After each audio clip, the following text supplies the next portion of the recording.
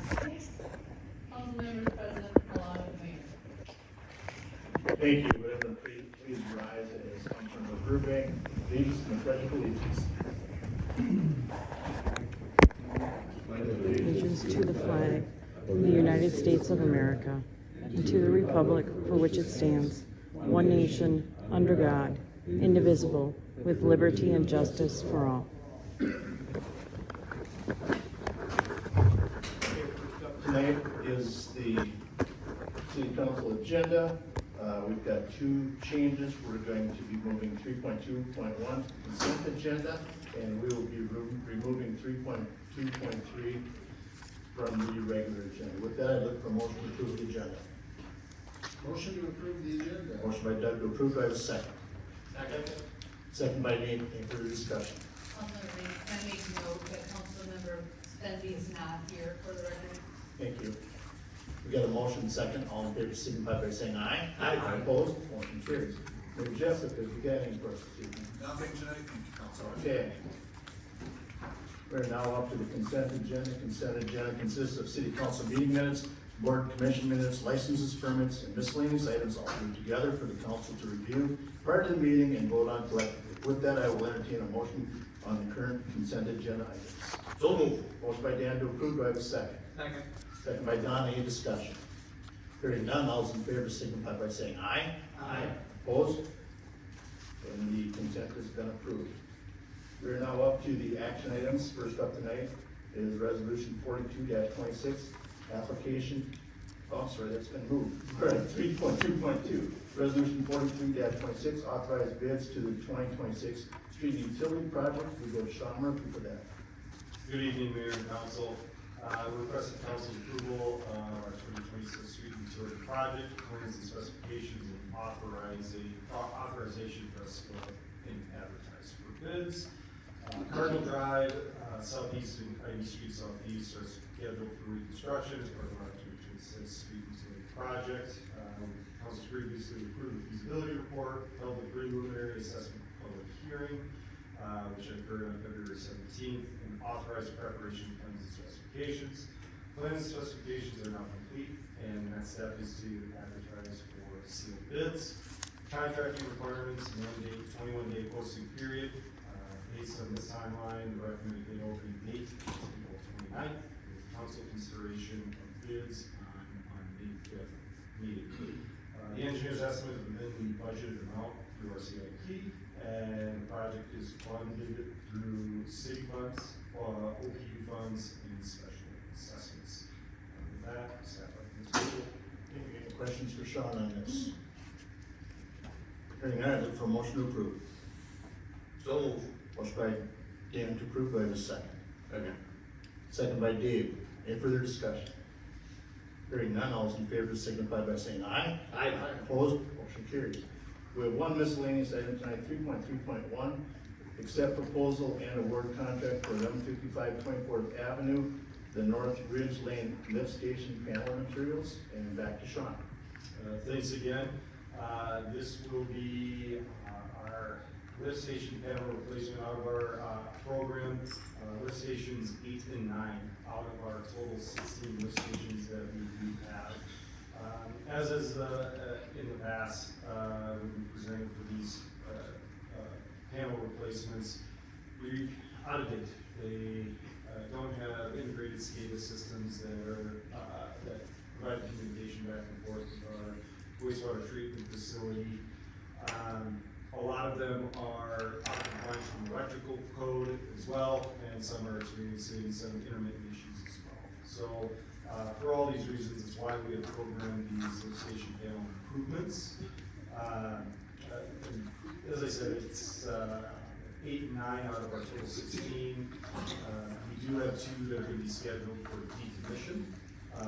So we'll be taking 2 lift stations off of our system in the near future, and then 2 are currently not programmed, with 3 more that are planned within the next 2 years. So our lift stations that are proposed here are the 24th Avenue Southwest and North Ridge Lane panels, which in total account for $135,400. $430 million. This is consistent with the inflation-adjusted pricing and reasonable market increases from our initial RFQ or RFP for with panel station replacements. Station panels, so I got that backwards.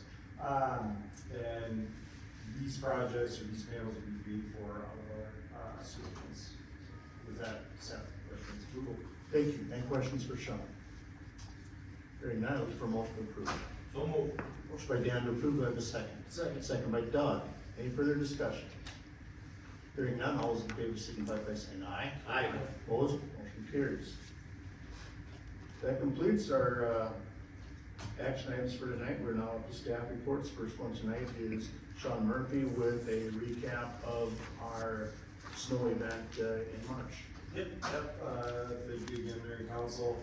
Just kind of throwing out a little recap from our March 15th to March 19th snow event, our latest or last snow event.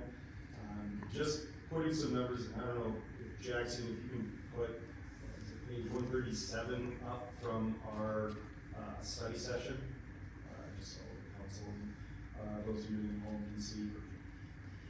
Yeah, so on the council side. Oh, it's just the screen up there. So just to kind of outline some of the pieces that go into our snow removal operation and also some of the communication and history from some of our updates. So in total, and mind you, this does say street division, so this does not include any of our park maintenance, so any of our trail facilities, any of our parking lots, any of our city-owned facilities like City Hall here that's operated by our facilities crews. This does not account for that. This is just our street department, which also does help out our airport. We had a total of 882 hours of plowing from all of our staff. Used a total of 29 pieces of equipment, nearly 2,700 gallons of gasoline and diesel fuel. Used 50 tons of salt and sand mixture. Most people don't know this, but we do contract out hauling so that we can keep all of our staff with snow removal operations. So we have a number of contractors that enlist in our hauling contract and contracted out over 160 hours of hauling. Throughout our operation, we posted through Facebook or city website, Notify Me, updates throughout and with over 34,600 update views. And this is just a 12-inch snowfall. We've had much larger, every snowfall is unique, whether there's ice accumulation, blowing winds like we have with this event. They all vary, but just to give some understanding to you, so some of these numbers is a 12-inch snow event. Just with what we have here is an estimated total cost of about $78,000, just from the street department. And with that, that is not taking into account use of our equipment. So we don't have billable rates for tandem axle snowplow. We don't have billable rates for our snowblower that picks up all our windrows in downtown and the airport. So if we were to apply, so like our windstorm event this past fall, if we were to apply FEMA rates, which are on average probably par for the course for equipment rates, John Martin, the maintenance manager, would say that they're probably a lot lower than the billing rate. If we were to apply that to all of our equipment hours that we put in for just this small event, it would have resulted in a total cost of nearly $185,000. So just to paint a picture of what kind of operation that is, I mean, I think we had over 335 hours just within the street department of overtime for that event, just for 5 days. So just trying to give an understanding. So like I said, every event is different. not every event is like this that results in a 3-day cleanup after a two-day event. But we get on average 1 to 2 of these a year. So it's a huge undertaking from our streets department as well as our park maintenance, our facilities that clear out the non-right of way and airport areas. So with that, any questions? Any questions for Sean? He answered mine, it was gonna be, of the 882 hours of plowing, how much, but hit the overtime budget date, That's Is that- 335. 335. Yeah. Just, congratulations, hard job well done to you and your guys. That was, stellar, handled it pretty quickly, thank you. So is it safe to say, once you had the park and rec and doing the parking lots, I mean, this one event was well over $100,000. Yeah, I mean, not knowing, their specific equipment, hours that they plugged in, cause another thing people probably don't know is that this isn't just our street department, so our mechanics who work in the street department, they come out and plow. Our wastewater, we have wastewater staff that, operates on street equipment, in larger snow events, or help us out with some of the haul trucks we do have. We even have parks maintenance that comes on to our street department to help with our street rights of way that we're included. So, well, that's what we did within the street department, including that staff, so, I'm comfortable saying that, yeah, it's probably. Yeah. Any questions for Sean? All right, thank you, appreciate the update. Our second update tonight is Police Chief Mondale. Good evening, sir. Good evening, President Rainey, good evening, Mayor, Council, staff. Based on popular demand, the presentation tonight is gonna come from Captain Duchesne and Sergeant Joel Hunt, so to invite them up and provide the staff update. Good evening, guys. The first update I'd like to give is on the IC Bullet. It's the Intensive Comprehensive Police Officer Education and Training Program. We're still looking for candidates. That application is open until March 30th.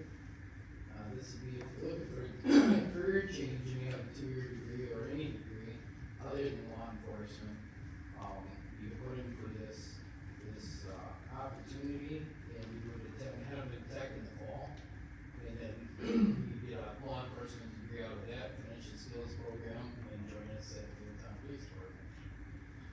Second update I'd like to give you is, some information on the UTV and golf cart ordinance that we passed a couple weeks ago. And pleased to let you know we've had 51 UTVs registered already and 43 golf carts. So I think that's pretty amazing. We actually did run out of plates a couple times and had rush order, but it's amazing to see that many in that short amount of time.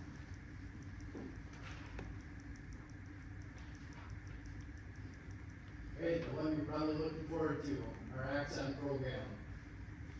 Axon body 4 cameras were implemented March 24th and the 25th of 2-week training. They went in, all patrol officers using Axon, all patrol apps, that's new to us. Fleet 3, that's the SWAT cameras.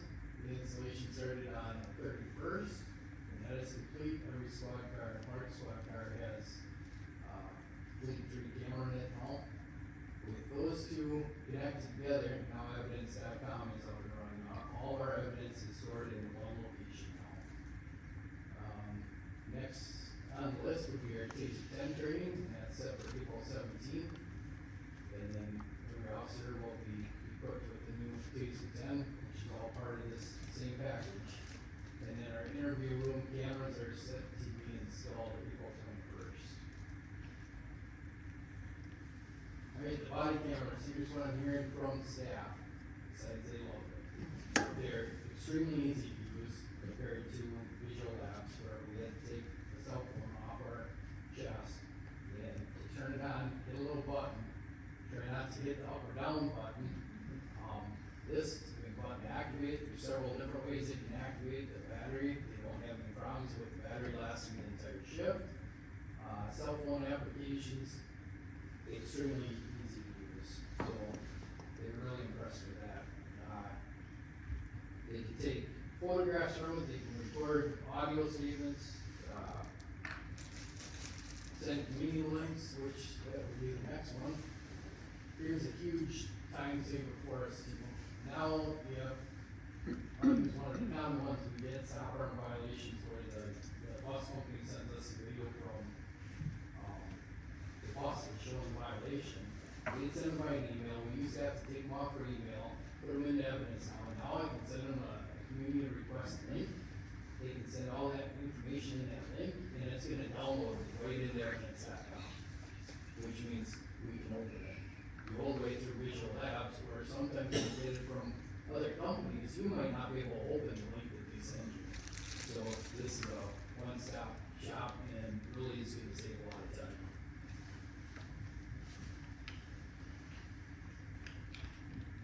Visual Labs, thank you for letting it go bye-bye. If you could see, just imagine, if there were two officers in a squad car, this would be the passenger seat where you see all the wires. Can you imagine the number of times that phone got unplugged, the wire got damaged? The blue and yellow button you see, that's an activation that we could push that button and activate that camera.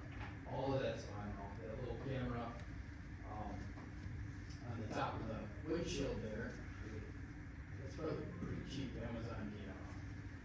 So the quality you'll see in future slides is way better.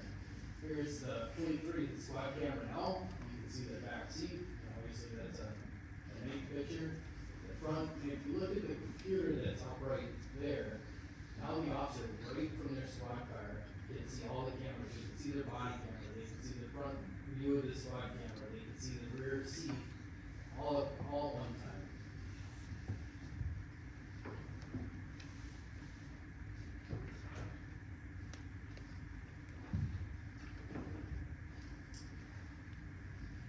So now I'll dive into some of the AI features. That, it's the AI that's in our body cam is Assistant. It has the live translate feature that allows us to activate our body camera when we begin recording, and then it'll either auto detect or we can tell it what language to translate. Like I said, there's 50 different languages. This is a demo video.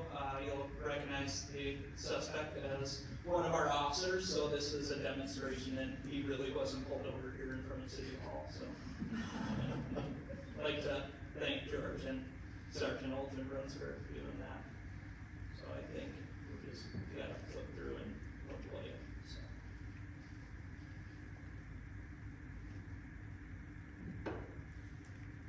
Jackson, there is audio.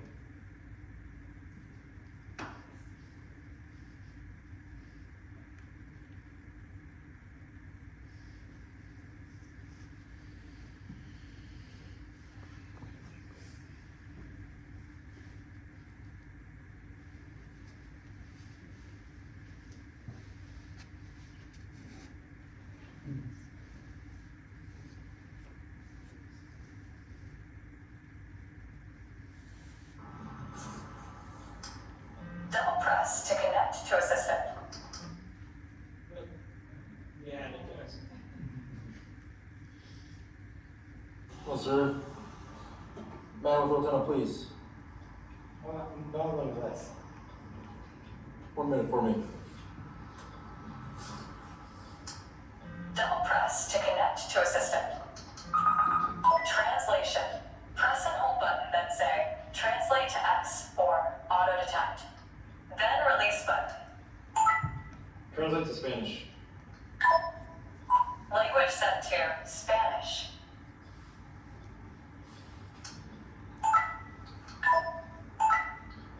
Hello, sir. I'm man with Owatonna Police Department. Hola, señor. Soy Matt del Departamento de Policía de Owatonna.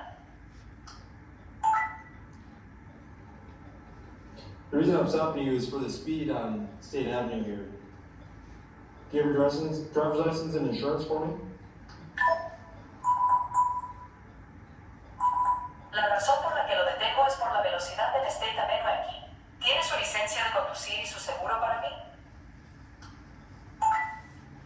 Sí, tengo mis cosas aquí. Pensaba que el límite era 40 millas, pero tengo mi licencia conmigo.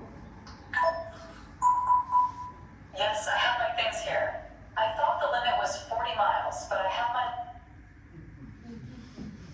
So what we used to have to do, and he's able to clearly hear the audio from inside the car. Prior, we'd have to hold our body cam out with it on speakerphone to translate between. On top of the translation feature, general knowledge, it'll do a Google search for us. We just have to talk to our body cam and ask it a question.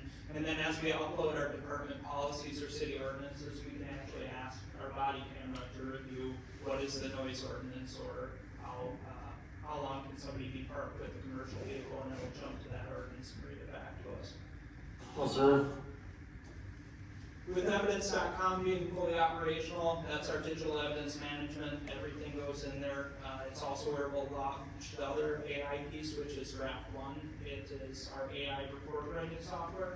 What it does is it uses the transcript, the audio from the body camera. It does not interpret the video. It uses the audio only to create a transcript, and from that it will pull out it'll summarize the statements that are given to us. So it does a lot better job of summarizing statements than officers can in a more timely manner. There are still safeguards built into it. There's 3 levels of safeguards. So the officers have to review the draft before they can copy it out of the draft 1 application and paste it into the report. Things like there were space aliens that showed up and took the suspect up into the sky before taking him to the jail. So it's very obvious errors in there, but that makes you read word for word because nobody wants that in the report at court time. Cases, that's where our records department will take all of our information,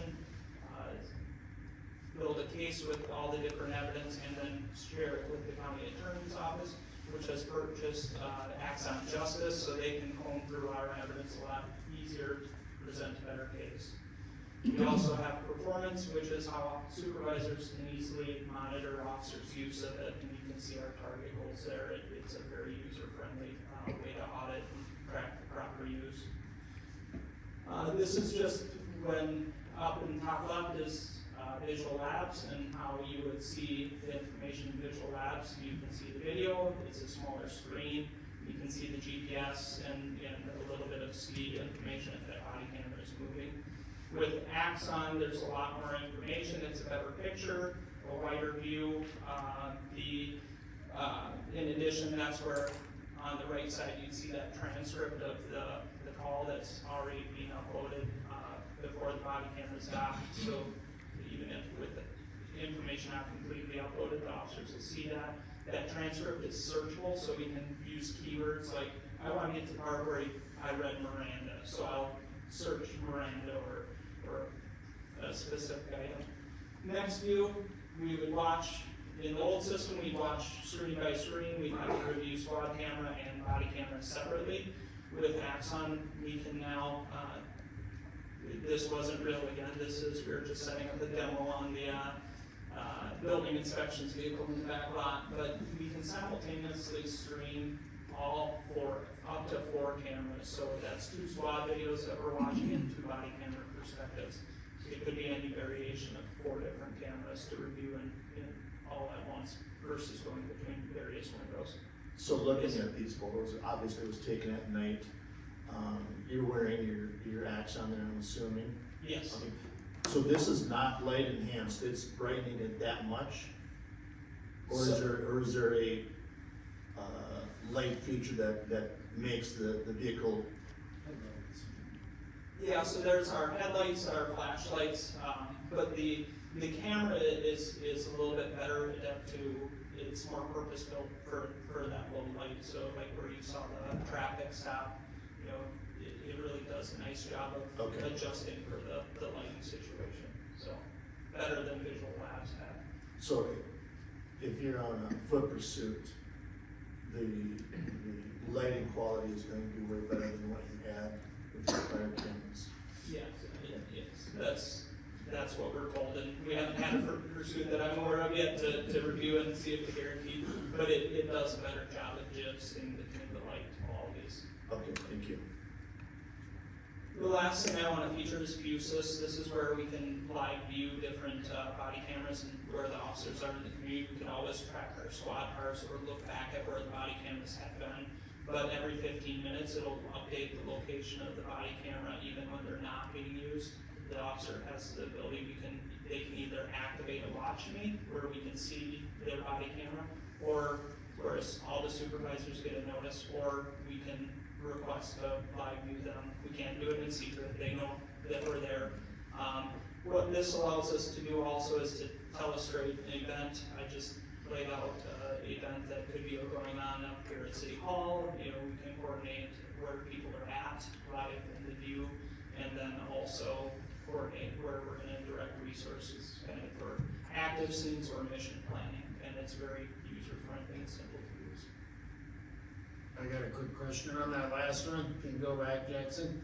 Is there a level to which someday the officers are gonna say enough, you can't watch over my shoulder every minute of the day?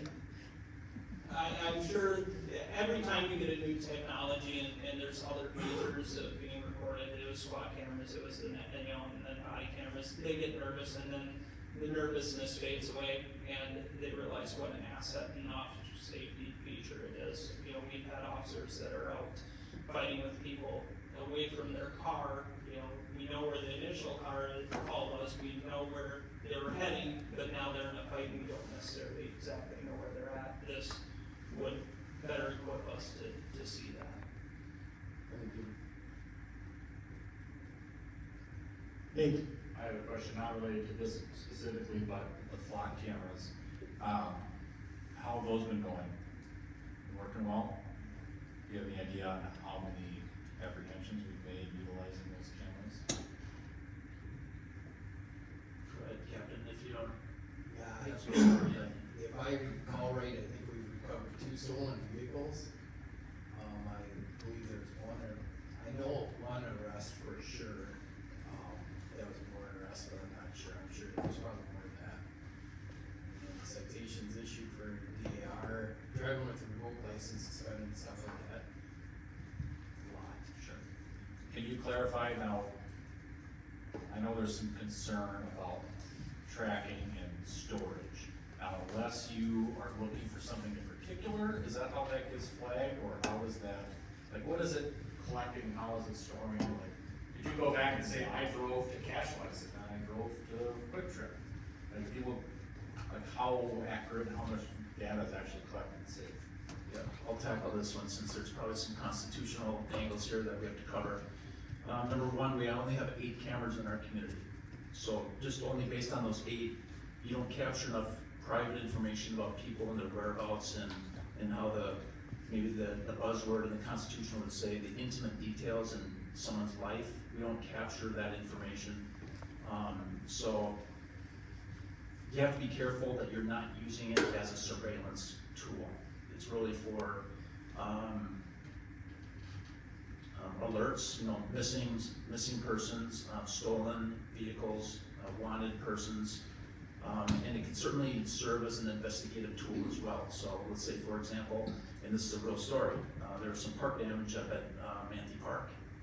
We had, I think, a partial license plate, and then we used the flock system to import that partial license plate in addition to maybe some vehicle descriptions, whether it's make and model or a color, and we were just looking in a specific time frame.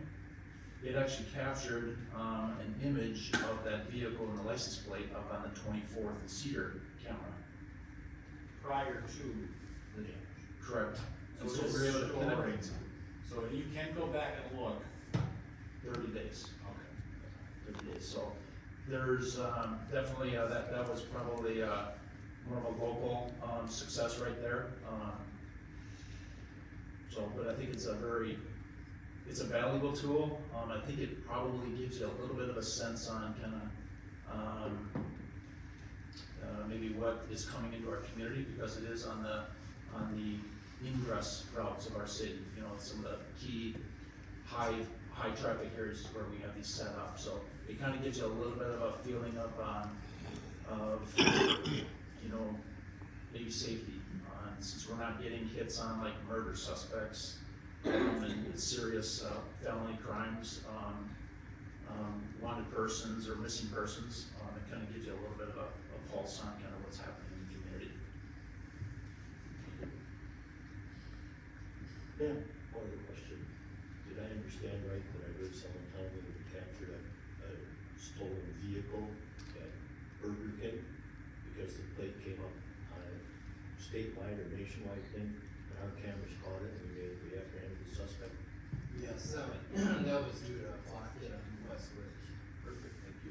The other one was, recovered stolen U-Haul.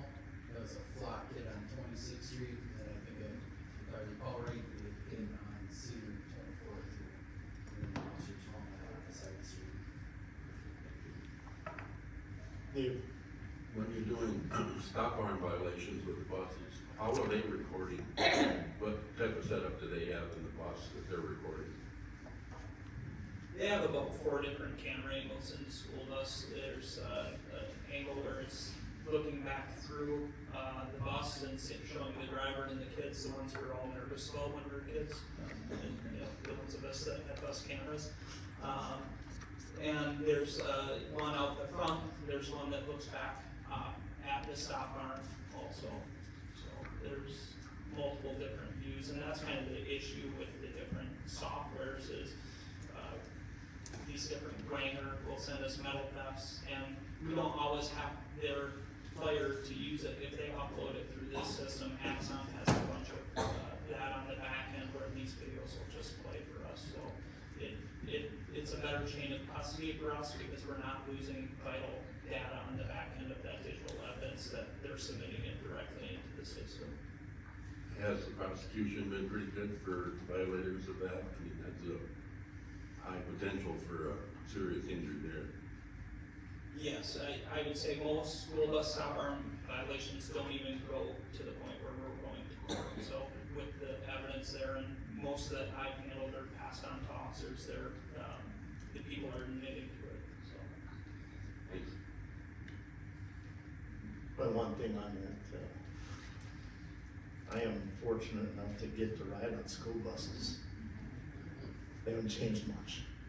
But the Owatonna Bus Company, this past year has, put in new cameras in their buses as well. I think it's an ongoing process, but, so the video that you're getting from the bus company, I'm sure is much better than it was in the past as well, so.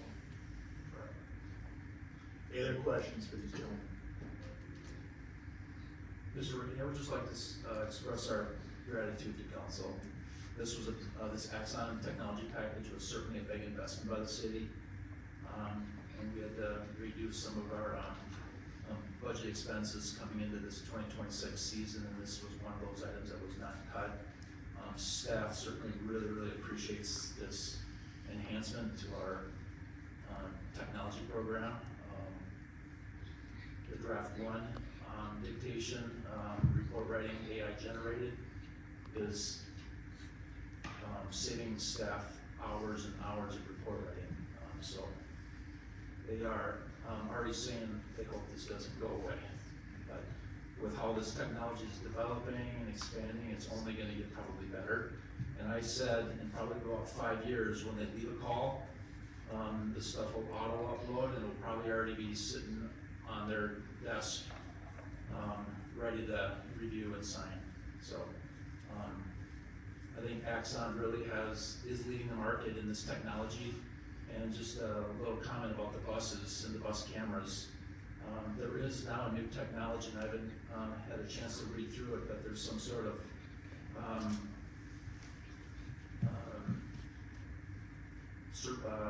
camera technology that I think Axon is incorporating into school buses. So again, it's another that business continuity integration that you see in these Axon products, and they're leveraging school buses to help properly capture that information and upload it and deliver it right to the officers on evidence.com. But thank you for this investment. It's certainly paying its dividends. And although the 2019 Visual Labs product was the right choice then, the system is not keeping up with the technology in the market, and Axon has certainly done it right. So thank you. Thank you both for your service to our community, along with the rest of your staff. It's greatly appreciated. Thank you. We're now up to public comments. Please limit your comments to 3 minutes. Approach the microphone, sign in, and state your name and address for the record after being acknowledged by the council president. Speakers will be limited to 3 minutes to deliver their comments. Council Vice President Voss will be timing and hold up a hand at 2 minutes 45 seconds. Notify the speaker they have 15 seconds to complete their comment. Those speaking are asked to conduct themselves in a respectful manner as they deliver their comments. Audience members are asked to refrain from reacting to comments. City Council will not respond directly to comments in this venue or take immediate action in response to them. With that, I will open up the public comment portion.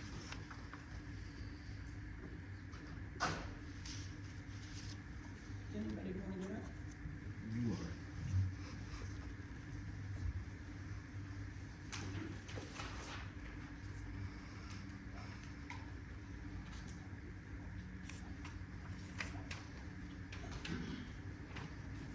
I have to tell you, the acoustics in here are really bad.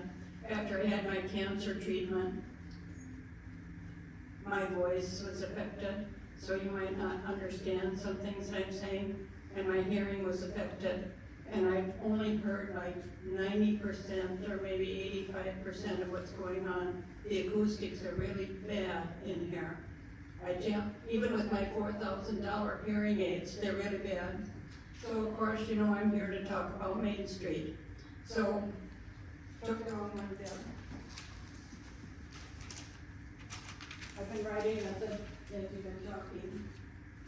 My name is Earl Schrader. I live at 518 East Main Street, where I've lived for over 60 years. And I've watched what's been happening down to downtown Owatonna. I love the way it's been, and I'm just so disappointed at what we're doing. So, we do know we have county roads in the city, in the residential area, which the ones I know about are Rose Street, Oak Street, and Main Street. And we saw what happened over on Rose Street, when they put the roundabout in. It should never have been there. When are you going to admit this was a mistake? Go over and tear that thing down. There is more traffic over the roundabout than there is on the street. And it shouldn't even be there. It isn't even needed.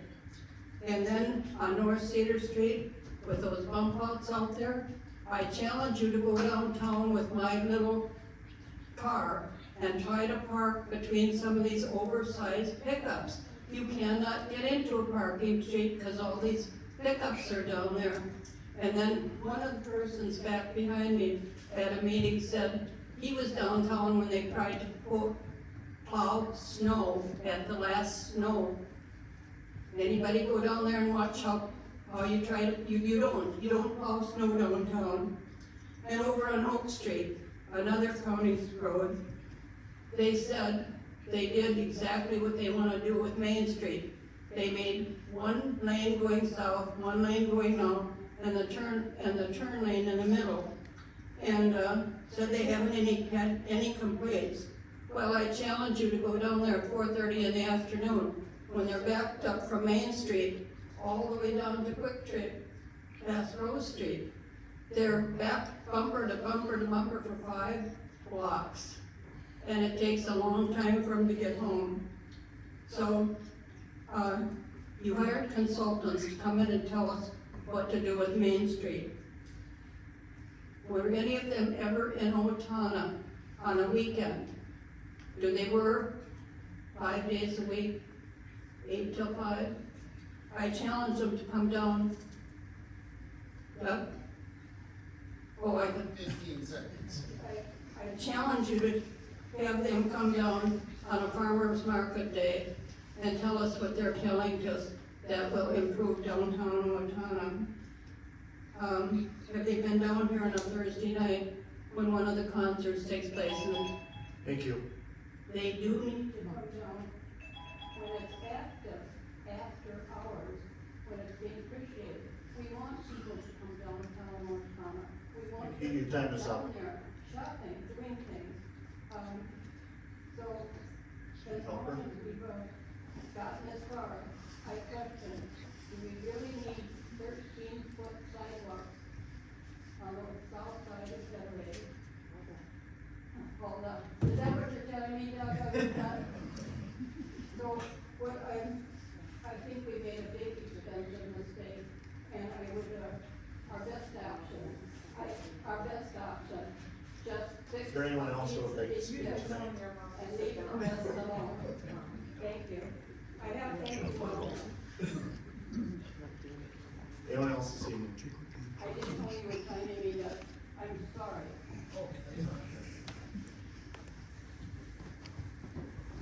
Good evening. Catherine Coleman, I'm a resident.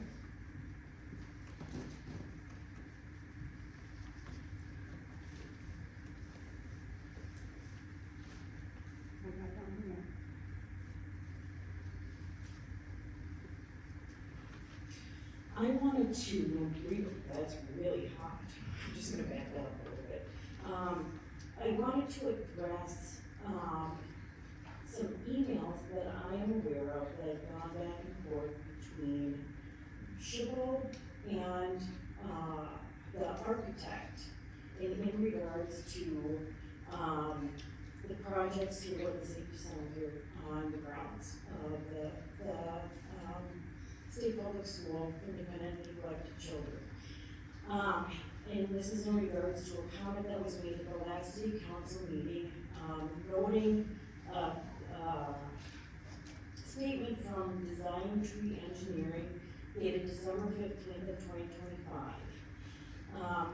In this statement, it says that neither project, both the fire and the police department building, involve buildings listed on the National or State Register. The National Register of Historic Places and the State Register, they'd be moved. There are 4 total listings for 2 for the fire department, and there are 2 for the campus that we're on. I'm going to quickly name the numbers of them, so that it's on the record, because I have a feeling I'll run out of time. In 1975, this is on the National Register of Historic Places. The National Park Service reference number is 75001030 for the administration building and about 2 acres of the surrounding area right here. The next one is 1997, is the year, for the City and Fireman's Hall downtown. That number is 97000019. That's for the building and the grounds that immediately surround it. The next one is dated 2010 for the entire 42-acre district, which means it's a historic district, on this campus that we're standing on right now. That National Park Service reference number is 10001089. And lastly, there is a 4th one that happened in 2015. That is the Owatonna Commercial Historic District that encompasses from the south end of the fire department to the north end of Cedar Street, Front Street. That area, it's downtown. That number is 14001237. There are 4 total listings in regards to this entire project that are being impacted. It lists, is that my 15 seconds are left? Yes. Okay. Thank you.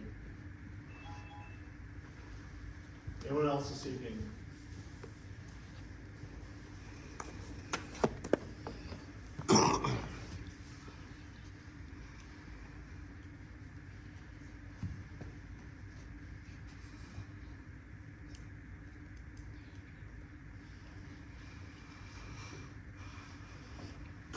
Good evening, my name is Jane Hogan, I'm a resident here at 233 East McKinley. I'm curious to see what's going on with my next door neighbor, the famous Warner House. I'd like to report that one living has been removed, yay. She's just now installed new secondhand fencing on the one side of the home. And one of the tents in the back is collapsed, but they got a new one, they put another one up. I've been here 6 years now, and this happened, my house, when I bought it, the neighbor's house did not look like this. And about maybe 6 months to a year after I moved in, she started, calling all her freebies that she picks up on the side of the road. So I'm just wondering what the city's gonna do about an ordinance for hoarding. And I did speak to Mayor Matt last October at my garage sale, and you were gonna speak to a gentleman by the name of Ed. So, We can speak with, interim chief when okay, I'm just, waiting for this to be cleaned up, and then the house across the street from her porch has been in shambles ever since I moved here. And I don't see anything happening. And I understand that Owatonna wants to, pretty up the city, and, I don't really see anything happening. Thank you for your time. Thank you. Anyone else this evening?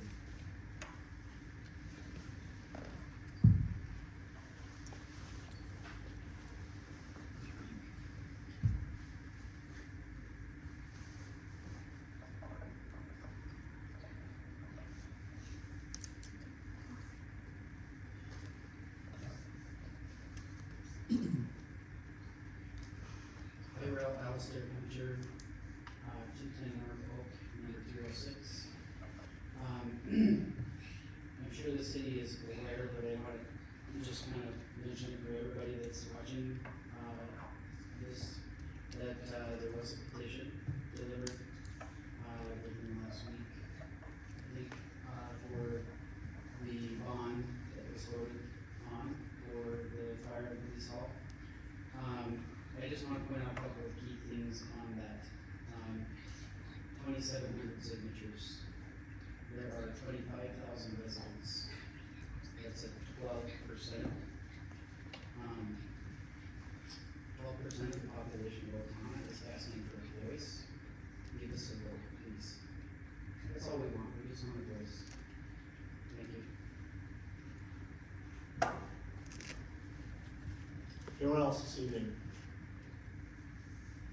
Seeing no one come forward, I will close public comment. With that, we're up to council comments. First up tonight is Councilmember Voss. Well, I want to acknowledge interim chief Jake back there. He's been sitting here all night.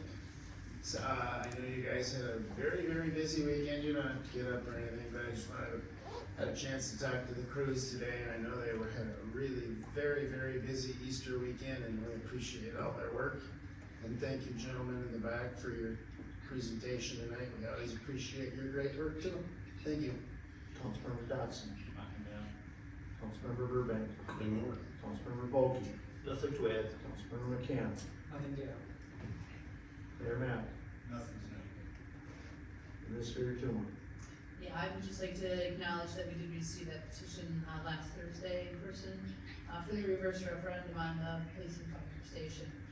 That does, need to go follow the law, to it, and so with that, if it's been received, we have 10 days. I have 10 days to review, to see if it's sufficient petition, and at that time, if it is, then we'd be notifying the petitioners who have submitted it, and then from there, we move forward on the next steps. So I look to, probably have an update to council, either the meeting in April or the first meeting in May on the next steps. Okay, thank you. And I have nothing this evening either, so with that, I'd look for a motion to adjourn. So moved. Motion by Dan to adjourn, do I have a second? Second. Second by Nate, any further discussion? Hearing none, all those in favor signify by saying aye. Aye. Opposed, we're adjourned. Yes, everyone please leave in a timely manner, thank you.